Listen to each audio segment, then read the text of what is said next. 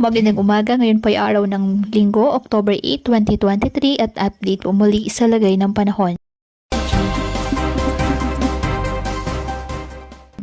Ayon sa pag-asa, patuloy pa rin po na minomonitor ang isang low pressure area at bagyo na nasa labas ng ating Philippine Area of Responsibility. Ang LPA ay nasa silangan po ng ating bansa, inaasahang papasok ng ating Area of Responsibility. Sa loob ng 48 oras, ayon sa pag-asa, ay mababa ang tsansa na magiging bagyo.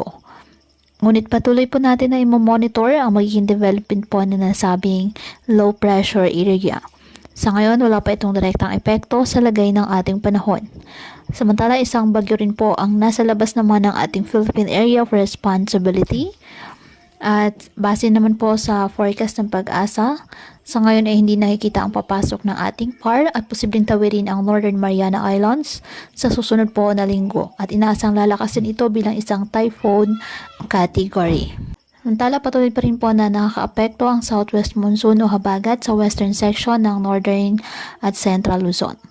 Ngayong araw, dahil po sa habagat at localized thunderstorms, ang Metro Manila at nalalabing bahagi ng ating bansa, asahan po ang bahagyang maulap hanggang sa maulap na halangitan with isolated rain showers or thunderstorms. Kaya pinapayuhan ng ating mga kababayan na maging maingat po sa mga posibilidad ng pagbaha at pagguho ng lupa, lalo na po kapag may malalakas na ulan, at ugaliin na magdala palagi ng payong o kahit anong panangga sa ulan o kahit naman sa init ng araw kapag lalabas po ng ating mga tahanan.